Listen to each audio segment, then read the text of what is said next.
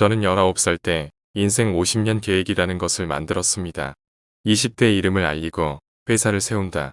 30대에 사업 자금을 모은다. 1000억 엔, 2000억 엔.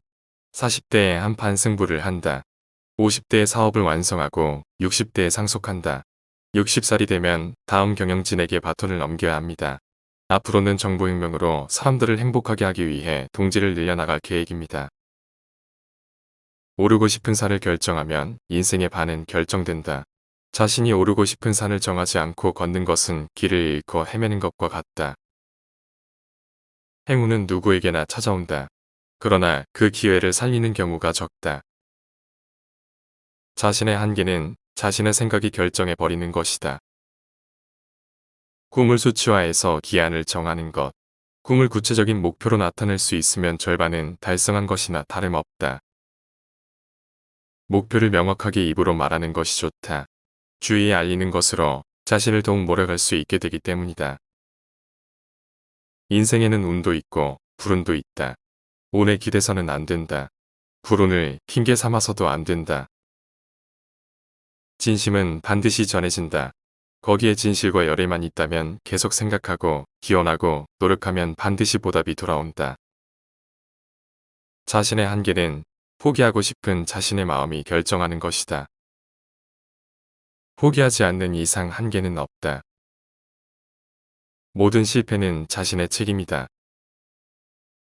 모든 성공은 동료들의 힘에서 비롯된다. 그렇게 생각하지 못하는 사람은 리더가 돼선 안 된다. 뜻을 높게, 꿈이란 개인의 막연한 바람을 뜻한다. 자동차를 사고 싶은 마음, 집을 사고 싶은 마음 등이 꿈이다. 이러한 꿈들은 장래에 대한 개개인의 바람이라고 한다. 허나 개인의 바람을 훨씬 뛰어넘은 인류의 꿈, 여러 인간의 바람을 이루려는 마음가짐을 꿈이라고 한다. 꿈이란 기분 좋은 바람에 불과하지만 뜻은 미래를 향한 치열한 도전을 말한다. 따라서 뜻, 꿈은 차원이 다른 단어이다. 꿈을 쫓는다면 제대로 된 남자라고 할 수 없다. 부디 높은 뜻을 품어라. 불평을 말하면 자신의 그릇을 작게 한다. 성취감을 얻으면 그 시점에서 성장이 멈춘다. 순풍은 자만심을 부르고 역풍은 성장을 자극한다. 넓은 바다를 항해함에 있어 순풍만 불어오지 않을 것이다.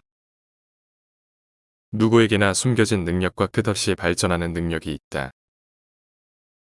사업을 하려면 시장의 60%를 점유해야 성공합니다. 갈피를 못 잡겠으면 더 멀리 바라보세요. 살아남기 위해 진화를 거듭하는 것입니다. 고난을 즐기는 것이 자신을 성장시킵니다. 가까운 곳만 보니깐 멀미가 나는 것입니다. 실패와 관계없이 도전은 미래에 도움이 됩니다. 인생은 즐겁습니다. 나이별로 배역이 있다니까요. 오르고 싶은 산을 정하면 인생의 반이 정해집니다. 가장 치열하게 설득할 상대는 정직한 자기입니다. 스스로 벽을 극복한 경험이 자신감의 근원입니다. 단순 작업을 반복하는 것으로 성장을 이룰 수 없습니다. 일생에 하나라도 뜻을 이룬다면 훌륭한 인생입니다. 세상에 정답은 없습니다. 끊임없이 도전할 수밖에 없습니다. 가장 중요한 것은 첫 번째는 이념이고 두 번째는 비전이고 세 번째는 전략입니다. 머리카락이 후퇴하고 있는 것이 아니라 내가 전진하고 있는 것입니다. 얼마나 오래 사는 것이 아니라 얼마나 자신을 불태웠는지가 중요합니다. 99%의 사람들이 자신의 인생을 무엇에 걸 것인가를 결정하지 않고 살아갑니다. 포기하지 않는 이상 한계는 없다. 자신감을 가져라. 그 첫걸음은 자기를 믿는 것으로부터 시작된다. 사람이 사람을 극진히 생각하는 것은 훌륭한 것이라고 생각한다. 상식으로 생각해서 해결책이 나오지 않을 때는 절호의 찬스라고 생각하라. 상식으로 가능한 범위라면 결국 그것은 평범한 것이다. 인생이라는 것 최고로 훌륭한 것이다. 1분 1초도 헛되이 하고 싶지 않다. 모든 것에 감사드린다. 고난은 기하적 성장의 원천이다. 갓난신고여, 나에게 오라. 기술의 진화는 영원하다. 그것은 인간에게 꿈이나 원망이 있는 한 계속된다. 오늘 바로 그것을 실감했다. 신념을 가진 사람의 미래에는 무한대의 가능성이 있다.